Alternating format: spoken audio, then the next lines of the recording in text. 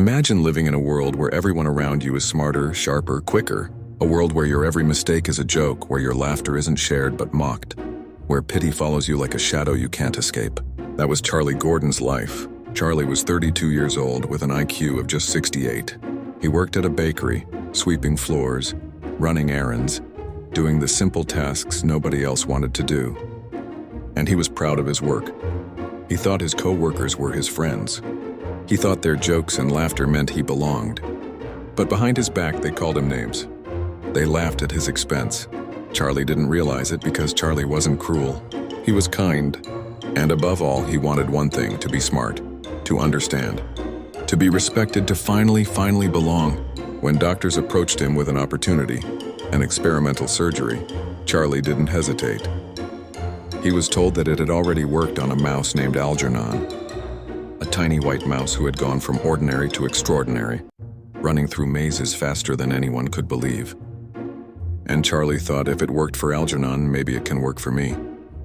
So he said yes to science, yes to hope, yes to the dream of finally being normal. The surgery was done, and at first nothing seemed to change. But then slowly the world began to open. Charlie started to understand things he had never understood before. He read books now, and this time the words stayed with him. He could think, connect, build ideas that once slipped away. Each day he grew sharper, quicker, more confident. And soon, Charlie was solving complex problems faster than the very scientists who had given him the surgery. He learned languages in weeks. He explored philosophy and debated with experts. He absorbed knowledge like water into a dry sponge. Charlie Gordon, once mocked for being slow-eyed, was becoming a genius. But genius comes with a cost. The first cracks appeared when Charlie realized the truth about his bakery co-workers. The laughter he thought was friendship was cruelty. The kindness he believed he had received was pity. And the place that once gave him a sense of belonging was nothing but a cage of lies. So he left the bakery.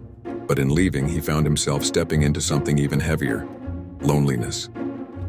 The smarter Charlie became, the more isolated he felt. Conversations became frustrating. Others couldn't keep up. Even Miss Kinnean, his beloved teacher, the woman who had always believed in him, now seemed so far away.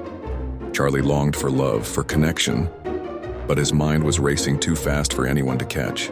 For the first time in his life, Charlie had everything he thought he wanted. And yet he felt emptier than ever before. Because what is the point of brilliance if you have no one to share it with? Then came Algernon. The mouse who had once inspired Charlie's hope began to change. Algernon grew frustrated, aggressive.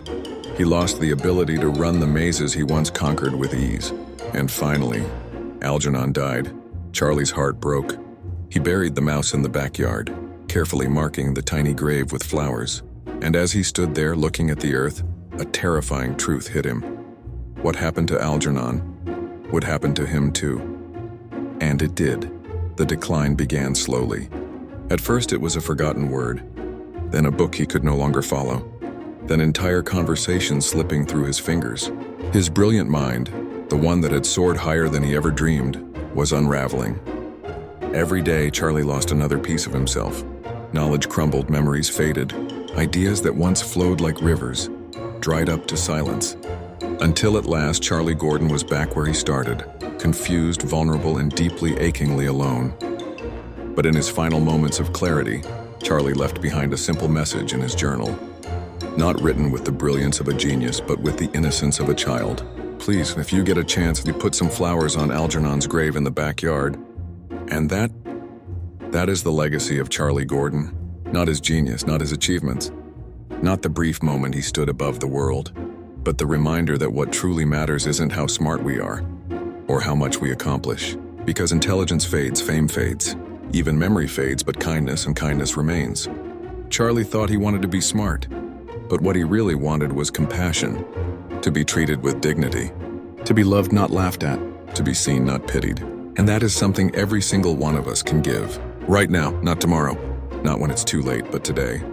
Because one act of compassion, one choice to be kind, one can outlive genius.